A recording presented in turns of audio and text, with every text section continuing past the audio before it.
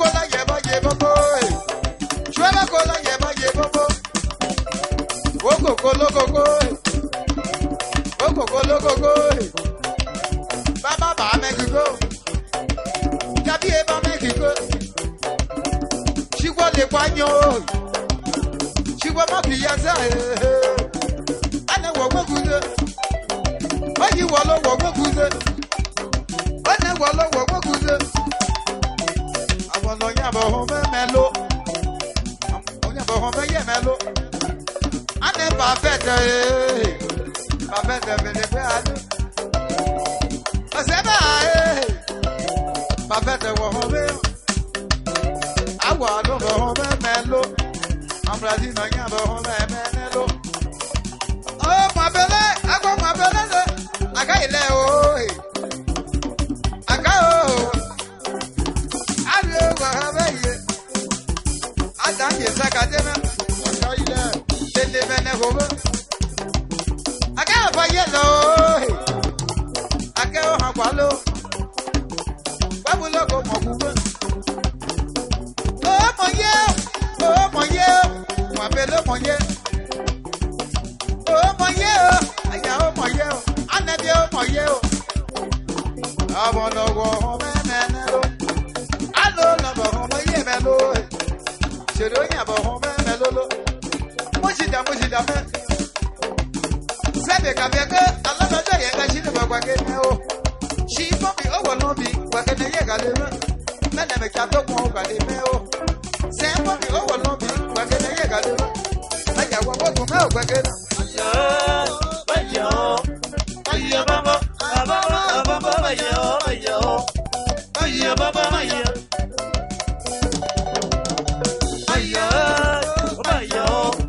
Ayo baba,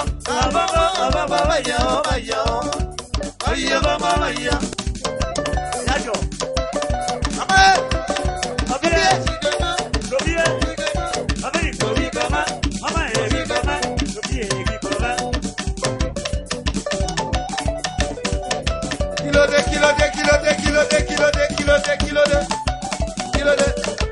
Kilo de. Baba ni baba kya cholo ga. Kilo de. Bodie. Kilo boli. Bodie. Kozi gaga. Olo kwacho.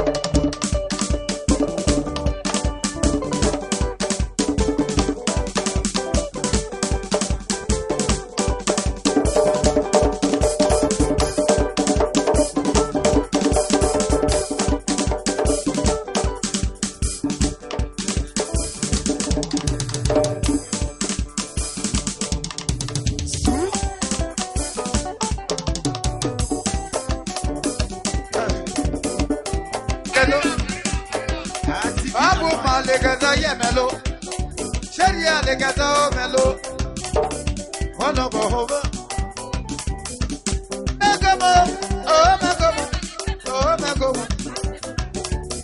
Oh megomo, oh megomo, ya oh megomo. Oh no go home ya melo. No go home, no go home. Moi pele ba gbegbe no go home.